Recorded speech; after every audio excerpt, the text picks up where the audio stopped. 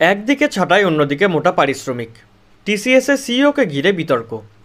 দেশের অন্যতম বৃহত্তম তথ্য প্রযুক্তি সংস্থা টাটা কনসালটেন্সি সার্ভিস তাদের আর্থিক বছর 2024-25-এর বার্ষিক প্রতিবেদন প্রকাশ করেছে।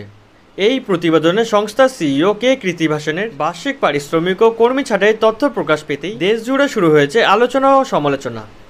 প্রতিবেদন অনুযায়ী 2024-25 আর্থিক বছরে টিসিএসের সিইও মোট 26.5 কোটি টাকা বেতন পেয়েছেন, যা গত বছরের তুলনায় 4.6% বেশি। তার এই পারিশ্রমিকের মধ্যে রয়েছে তার মূল বেতন বাবদ 1,39,00,000 টাকা, ভাতা ও অন্যান্য সুবিধা বাবদ 2,12,00,000 টাকা এবং কমিশন বাবদ 23 কোটি টাকা। এই বিশাল পারিশ্রমিকের প্যাকেজ ঘিরে সমাজ মাধ্যম ও কর্পোরেট মাধ্যমে তীব্র প্রতিক্রিয়া শুরু হয়েছে, বিশেষত এমন একটি সময় যখন সংস্থা দেশ জুড়ে হাজার হাজার কর্মী ছাঁটাই করছে। টিসিএসের সারা দেশ জুড়ে এই কর্মকাণ্ড নিয়ে আপনার কি বক্তব্য? কমেন্টে জানান আমাকে।